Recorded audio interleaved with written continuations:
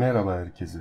Legolardan pizzaya bu uzay tuhaflıkları listesi sizce oraya nasıl varmayı başardılar sorusunu sorduracak cinsten. Ne yazık ki 1940'lardan 1960'lara kadar uzay araştırmalarının ilk aşamalarında hayvanlar uzay uçuşu testlerinde kullanıldı. Bu harika hayvanlar insanlı uzay uçuşuyla şu anda bulunduğumuz yere ulaşmamıza yardımcı oldu.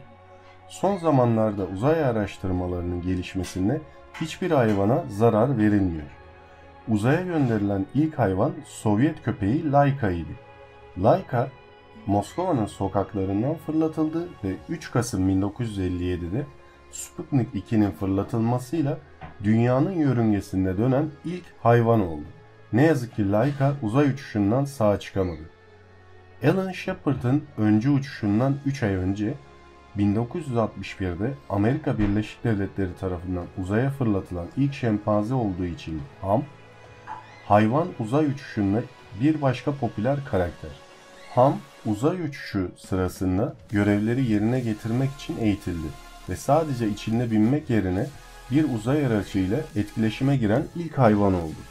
Uzaya sadece hayvan göndermedik, müzik aletlerine de bakalım.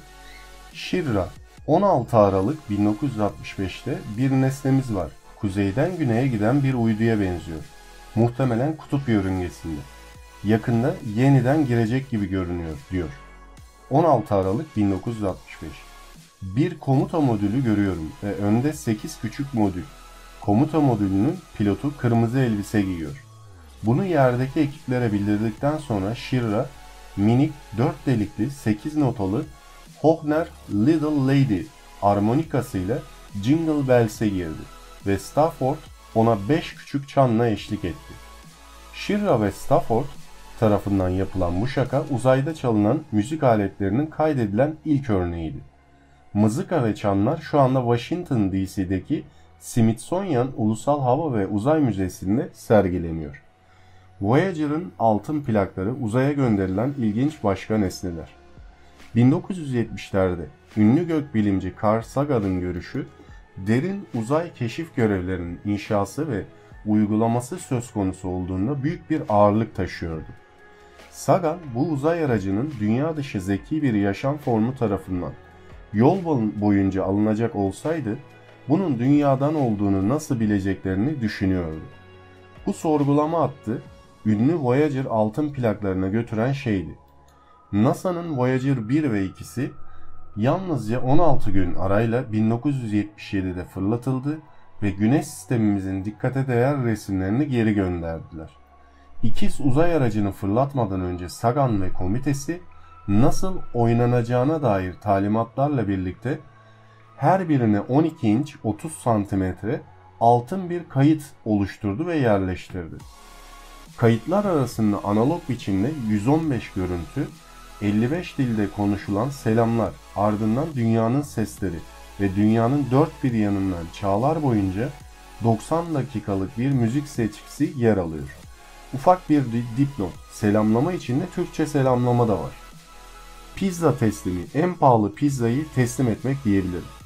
2001 yılında Pizza Hut uzaya teslimat yapan ilk şirket oldu ve olayların tuhaf biri halini alarak Rus uzay ajansı Roskosmos ile uluslararası uzay istasyonuna pizzayı ulaştırmak için bir anlaşma yaptılar. Teslimatın o sırada 1 milyon dolar değerinde olduğu bildirildi. Rus kozmonet Yuri Ushakov şanslı alıcıydı ve kameralara büyük bir baş parmakla poz verirken dünyevi konforun tadını çıkardı. Bu pizza bu alışılmadık teslimattan geçmek için biraz değiştirildi. 60 günlük test sürecinde dayanmadığı için biberli yerine salam kullanıldı ve mikro yer çekiminde tükenen tat tomurcuklarının karıncalanması için ekstra tuz ve baharat kullanıldı. Bir diğer tuhaf şey ise uzay mezarları. Uzay, oraya girişen herkesin potansiyel olarak öldürebilecek tehlikelerle dolu. Ama eğer zaten ölüysen neyi kaybedebilirsin, değil mi? Bu tuhaf görünebilir, ancak gece gökyüzü uzay ile güçlü bir yakınlık hisseden bazı insanların kalıntılarının uzaya fırlatılması için son dileği, bir uzay cenazesi.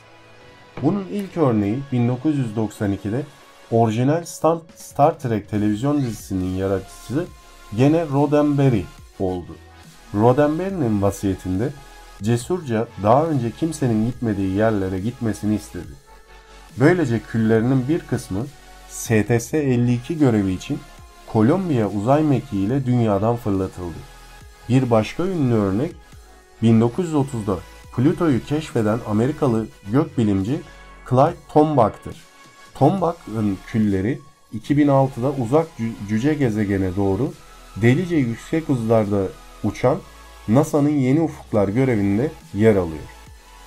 Tuhaf şeylere devam edelim. Luke Skywalker'ın ışın kılıcı. Yıldız Savaşları bugün hala mevcut ve popüler olan bilim kurgu fandomuna nesiller boyu ilham vermiştir.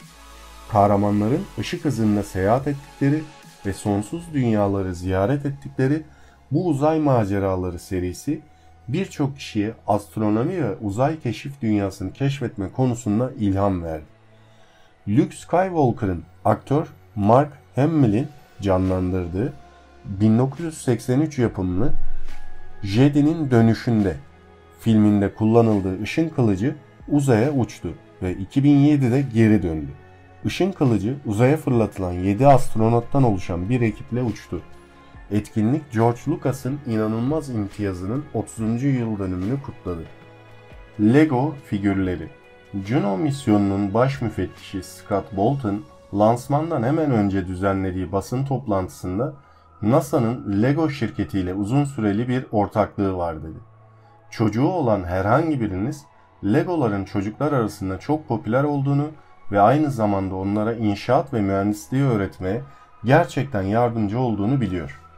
NASA'nın Juno uzay aracı 5 Ağustos 2011'de fırlatıldı ve devasa gaz devi Jüpiter'i araştırabilen iyi ayarlanmış bir alet takımı ile birlikte 3 Lego mini figürünü vardı.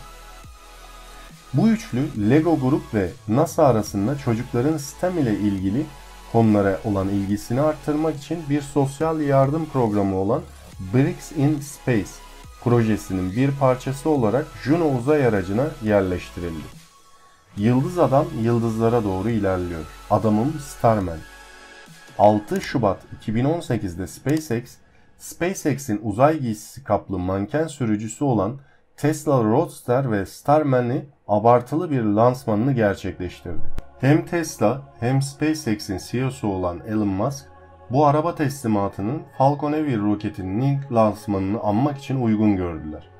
SpaceX uzayda süzülürken arabanın içinden canlı akış paylaştı. Panik yapmayın, direksiyon simidinin yanındaki ekranda görülebilir. Musk uzayda yolculuk ederken arabanın müzik setinin David Bowie'nin Life on Mars tekrar çalacağını söyledi.